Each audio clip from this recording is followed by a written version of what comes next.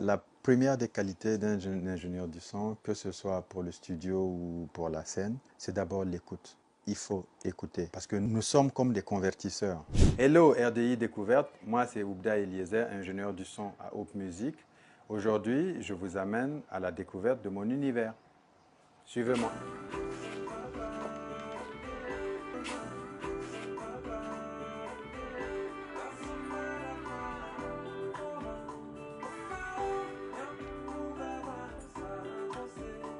Le studio Hope Music est un studio qui est vraiment spécialisé dans la musique live et dans tout ce qui est mixage de musique, mastering, édition volontaire. Nous ne faisons pas de programmation, mais il nous arrive de mixer des albums programmés que dans ce cas nous travaillons en partenariat avec des structures de la place ou des structures d'ailleurs.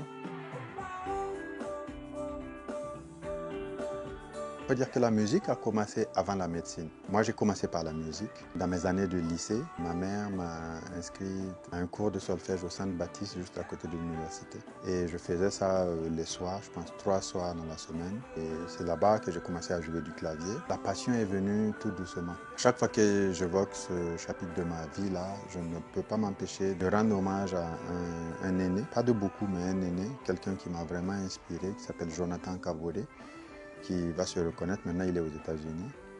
Et il était avec son frère Patrice Kaboré, promoteur du studio V Plus Media. C'est vraiment quelqu'un qui m'a, on va dire, qui m'a donné l'amour de ce métier-là. C'est vraiment la passion de la musique. Après, quand je suis allé en médecine, parce que moi j'ai eu mon bac très jeune et la famille espérait que je sois médecin. Malheureusement, c'était le choix de la famille. Et en fait, pour des raisons personnelles, je n'ai pas continué en médecine. Et je suis allé au Mali avec des amis vidéastes, Alphonse, Alpha Okuldi et Moussa. Donc eux, ils partaient pour un projet de vidéo et moi, je les accompagnais juste comme ça pour faire un mois ou deux et revenir. Et moi qui les ai accompagnés, eux, ils sont revenus et moi, je suis resté là-bas.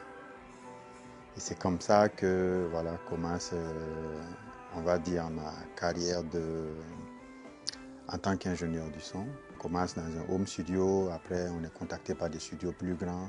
Et le studio plus grand fait que vous rencontrez de plus en plus d'artistes, beaucoup plus connus, beaucoup de grands artistes qui n'ont pas la notoriété. C'est comme ça que j'ai rencontré de grands noms de la musique. Petit à petit, cette expérience s'est transférée du studio à